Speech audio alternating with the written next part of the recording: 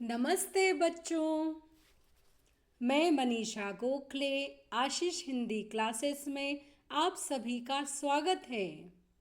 आज हम चर्चा करने वाले हैं आपकी पूरक पुस्तक संचयन से पाठ 1 गिल्लू के प्रश्नोत्तरों पर। तो चलिए शुरू करते हैं। क निम्नलिखित प्रश्नों के उत्तर लिखिए। प्रश्न 1, सोनजूही में लगी पीली कली को देख लेखिका के मन में कौन से विचार उमड़ने लगे? उत्तर, सोनजूही में लगी पीली कली को देख लेखिका को गिल्लू की याद हो आई। गिल्लू गिलहरी का एक छोटा सा बच्चा था जिसे घोंसले से गिरने पर कौवों ने अपना भोजन समझ लिया था और उसे अपनी चोंच से घायल कर दिया था।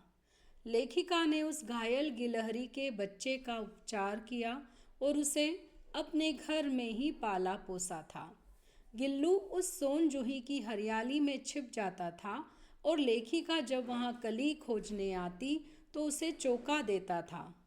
उसे मृत्यु के बाद इसी सोनजूही की लता के पास मिट्टी में दफनाया गया था। प्रश्न 2, पाठ के आधार पर कौवे को एक साथ समादरित और अनादरित प्राणी क्यों कहा गया है? उत्तर, कौवे को एक साथ समादरित और अनादरित कहा गया है क्योंकि हमारे समाज में कौवे के रंग और कर्कश आवाज़ के कारण इस पक्षी का तिरस्कार किया जाता है। किसी व्यक्ति को कौवे की उपमा देना उसे अपमानित करना होता है। वहीं हिंदू धर्म में ऐसा माना जाता है कि पितृपक्ष में हमारे पूर्वज हमसे मिलने धरती पर कौवे के रूप में आते हैं, अतः उनका सम्मान किया जाता है और उन्हें भोजन करवाया जाता है। साथ ही घर की छत पर कौवे द्वारा की गई काँव काँव को दूरस्थ अतिथि के आने की सूचना माना जाता है। इस प्रकार जहाँ कौवे को सम्मान दिया जाता है वहीं अपमानित भी किया जाता है।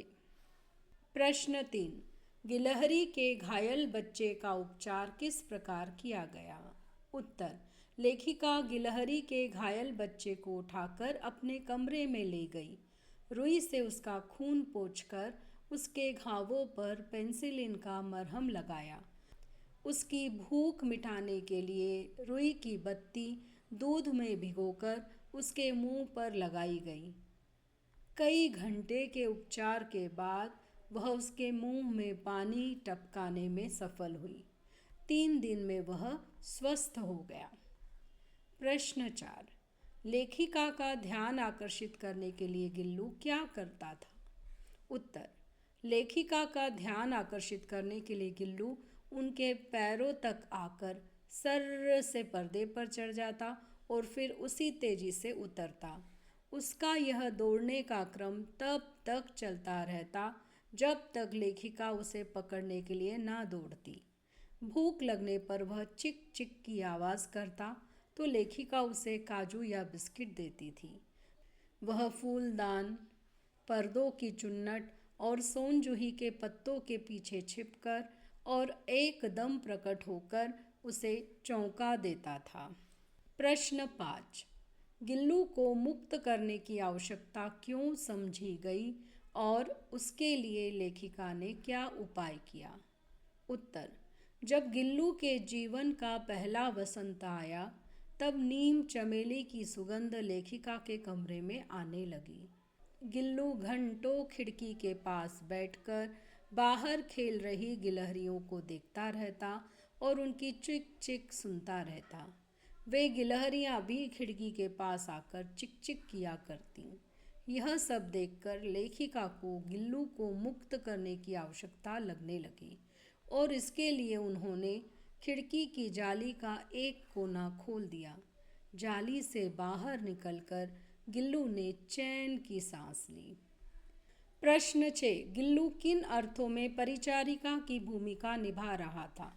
उत्तर, एक बार जब लेखिका एक मोटर दुर्घटना में आहत हो गई थी, अस्वस्थता की दशा में उसे कुछ समय बिस्तर पर रहना पड़ा था। लेखिका की ऐसी हालत देख गिल्लू परिचारिका की तरह उसके सिरहाने तकिए पर बैठा रहता और अपने नन्हे नन्हे पंजों से उसके सिर और बालों को इस तरह सहलाता मानो वह सच में कोई परिचारिका हो। प्रश्न 7। गिल्लू की किन चेष्टाओं से यह आभास मिलने लगा था कि अब उसका अंत समय समीप है? उत्तर। उस दिन गिल्लू ने कुछ नहीं खाया और न ही बाहर गया।